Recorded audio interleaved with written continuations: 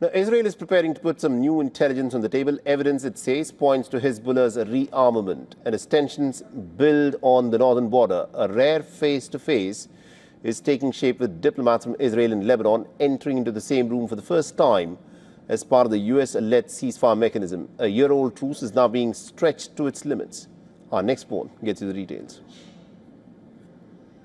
It is ready to unveil new intelligence to the United States. According to officials, information points to Hezbollah quietly replenishing its weapons stockpiles in Lebanon.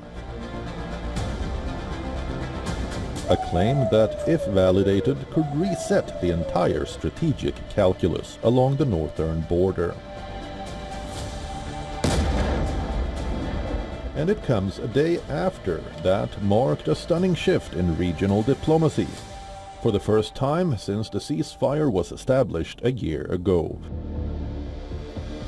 Israel and Lebanon sent diplomatic representatives to a meeting of the US-led ceasefire monitoring committee.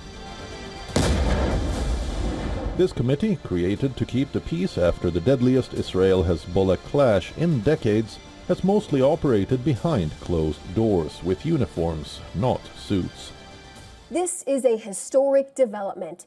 Be in no doubt that this direct meeting between Israel and Lebanon took place as a result of Prime Minister Netanyahu's efforts to change the face of the Middle East.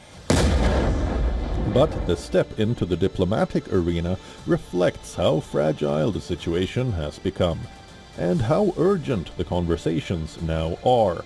For Israel, the message is clear. If Hezbollah does not disarm as required under the truce, and if the Lebanese government does not move faster, Tel Aviv warns that it will expand its military operations.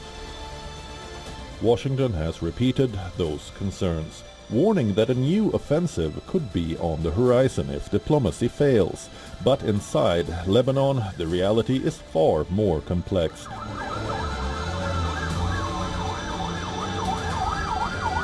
Hezbollah is not just an armed faction, it is a player with deep political and community roots. And as long as Israel continues operations on Lebanese territory, many in Lebanon see disarmament as a non-starter. Analysts say pushing the issue too hard could risk internal instability and open new fault lines inside the country. Still, Lebanon's President Joseph Aoun has signaled a willingness to engage, to look for a framework that could lock in a more enduring peace. But even that idea is controversial in a nation that has never formally been at peace with Israel since 1948.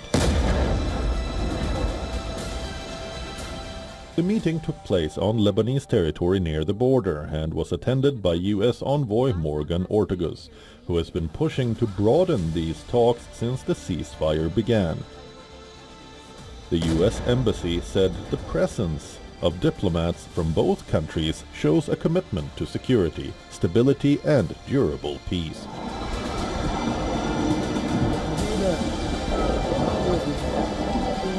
But the real question looms.